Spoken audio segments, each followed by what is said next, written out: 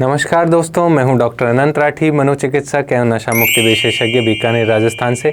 दोस्तों, अभी एंग्जाइटी और डिप्रेशन से रिलेटेड जो भी पेशेंट्स होते हैं उनकी जो प्रॉब्लम्स होती है उनके बारे में हम डिस्कशन कर रहे हैं इन वीडियो की सीरीज़ में। तो अब जो हम बात कर रहे हैं एक लड़के की जो लगभग 20-21 साल का था और मेरे पास आया कि सर मैं CA फाइनल के एग्ज़ाम में 2 बार बैठ चुका हूं और दोनों बार जो है वो 1 या 2 नंबर से रह गया हूं। तो अब मैं जो है बहुत ज़्यादा निराश हो गया हूं। मुझे ऐसा लगता है कि मैं अब कभी पास हो ही नहीं पाऊंगा, क्योंकि मेरे साथ हमेशा बुरा ही हुआ है। मैंने 2 बार एग्ज़ाम दे लिया और 1-1, 2-2 नंबर से रह जाता हूँ। तो ये मतलब मेरे साथ एक बैड लक जुड़ा हुआ ही है और मैं इसको निकाल नहीं पाऊंगा इस एग्ज़ाम को। मैं अब नहीं देना चाहता इस एग्ज़ाम को, लेकिन मेरे घर वाले पीछे पड़े हैं कि नहीं तुम्हें ये एग्ज़ाम देना है। वो उन्हें मेरी काबिलियत पे भरोसा है, लेकिन मुझे खुद को मेरी काबिलियत पे अब भरोसा नहीं रहा। मुझे यही लगता है कि जब 2 बार नहीं हुआ मैंने तो अब क्या हो जाएगा। जब 2 बार मैं रह गया तो अब कैसे हो जाएगा। तो ये एक बड़ी परेशानी हो गई है। घर वाले मुझे फोर्स कर रहे हैं पढ़ने के लिए और मैं खुद में कॉन्फिडेंस खो चुका हूँ। तो अब मैं क्या करूँ। तो जो ये प्रॉब्लम है दोस्तों, वो इसको हमें समझना होगा। उस व्यक्ति को क्या लगता है कि मेरे साथ हमेशा से ही बुरा होता रहा है, मैंने 2 बार एग्ज़ाम दिया और दोनों बार 1-2 नंबर से रह गया। प्रॉब्लम यहाँ क्या है दोस्तों कि जो वो 2 बार फेल हुआ ना, उसने उसको परमानेंसी क्रिएट कर ली कि ये काम परमानेंट होता है कि मैं एग्ज़ाम देता हूँ और 1-2 नंबर से रह जाता हूँ। उसने इसको क्या समझ लिया, परमानेंट। ये जो नेगेटिव आउटकम है, जो फेल हो रहा है एग्ज़ाम के अंदर, उस नेगेटिव आउटकम को उस बच्चे ने परमानेंट समझ लिया कि ये आउटकम फिक्स्ड है, ये होगा ही होगा। मैं अब फिर से एग्ज़ाम दे दूँ तो भी नहीं पास होऊंगा। जब एक व्यक्ति को नेगेटिव आउटकम उसकी थॉट में परमानेंट हो जाता है, अगर हम पहले से ये मान के चलते हैं कि मेरा रिजल्ट अच्छा नहीं होगा, तो क्या हम अपना 100% एफर्ट उस एग्ज़ाम में देंगे। दोस्तों, जब हमें पहले ही लगने लग जाए यार मेरा एग्ज़ाम अच्छा नहीं होगा, मैं नहीं पास कर सकता इसको, तो मैं क्या उस लेवल की तैयारी कर पाऊँगा। उतने जोश से, उतने पॉजिटिव एटीट्यूड से क्या मैं उस एग्ज़ाम की तैयारी करूँगा। नहीं कर पाऊंगा। क्यों?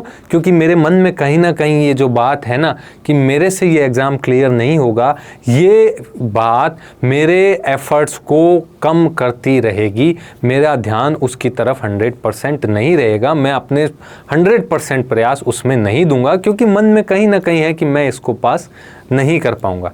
जबकि अगर यही पॉजिटिव एटीट्यूड हो कि नहीं, मैं क्यों नहीं पास कर पाऊंगा, जब दूसरे कर सकते हैं तो मैं क्यों नहीं, मैं भी कर पाऊंगा, तब हम जाकर के उसमें अपना 100% प्रयास देंगे। तो ये जो नेगेटिव थॉट्स आ रहे हैं, ये ऑटो सजेशंस हैं। अपने आप दिमाग में आ रहा है नहीं मुझसे नहीं होगा, मुझसे पहले भी नहीं हुआ। ये जो प्रीवियस अजम्पशंस, प्रीवियस जो रिजल्ट्स हैं, उसके आधार पर अपने आने वाले फ्यूचर को भी एज्यूम कर लेना कि आगे भी नहीं होगा। क्यों? क्योंकि पीछे भी नहीं हुआ है। और इस बात को हमने परमानेंट बना लिया कि जो पहले हुआ था वही चीज़ अब होगी। तो ये जो सेलेक्टिविटली हमने नेगेटिव आउटकम को परमानेंट बना लिया कि अब हमारा काम सही नहीं हो सकता, अब कुछ भी नहीं हो सकता, मैं कुछ नहीं कर सकता।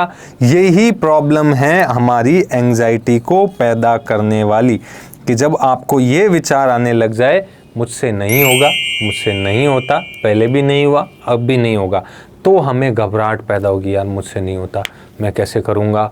सब घर वाले कह रहे हैं पेपर देने हैं, लेकिन मैंने तो 2 बार दे के देखा, मैं रह गया, मुझसे तब भी नहीं हुआ, तो मुझसे अब कहाँ से हो जाएगा, उस समय तो मैंने पूरी तैयारी करी थी। तो इस तरह से उन्हें ये लगने लगता है कि पहले भी नहीं हुआ तो परमानेंसी की वजह से अब भी नहीं होगा। तो ये जो परमानेंसी है, अब हमें इसको मिटाना होगा। अगर हम चाहते हैं कि ये विचार मेरे दिमाग से निकले कि मेरे साथ हमेशा बुरा ही होता है, अगर हमें इसे मिटाना है तो हमें क्या करना होगा, जो परमानेंट नेगेटिव आउटकम का हमारे दिमाग के अंदर न्यूरोनल पैटर्न बना हुआ है, जो हमारे दिमाग के अंदर नेगेटिव स्कीमेटा बना हुआ है, उसको हमें मिटाना होगा। उसको मिटाने के लिए हमें क्या करना होगा दोस्तों, उसको मिटाने के लिए हमें सबसे पहले अपने आप को काउंटर करना होगा। हमें अपने दिमाग से क्वेश्चन पूछने होंगे कि क्या मैं हमेशा ही फेल हुआ हूँ या सिर्फ 2 बार फेल हुआ हूँ। क्या मैंने हमेशा ही फेल हुआ हूँ? नहीं, मैं सिर्फ पिछले 2 बार फेल हुआ हूँ। क्या हमेशा हर चीज़ में मेरे साथ बुरा हुआ है? क्या सिर्फ मेरे ही साथ बुरा हुआ है? क्या जिन सब ने एग्ज़ाम दिया उसमें सिर्फ मैं अकेला ही फेल हुआ हूँ?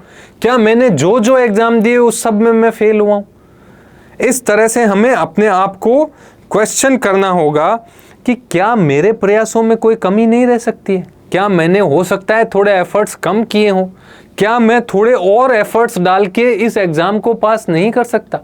क्या जिस एग्ज़ाम को दूसरे लोग पास कर सकते हैं उसको मैं पास नहीं कर सकता? क्या मेरे में ऐसी काबिलियत नहीं है?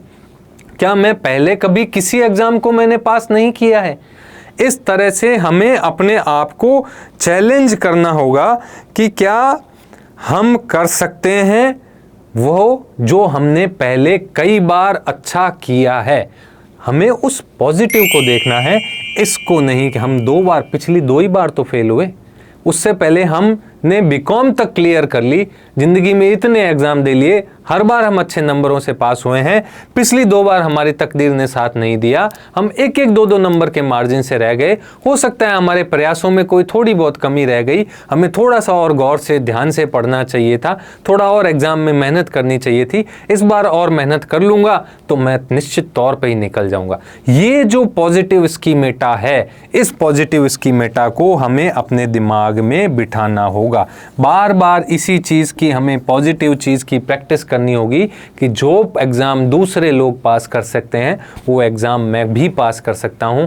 जो पेपर दूसरों को मिला है वही पेपर मुझे मिलेगा। जितना टाइम उन्हें सॉल्व करने के लिए मिला उतना टाइम मुझे मिला। जो किताबें उन्होंने पढ़ी वही किताबें मैं पढ़ूंगा।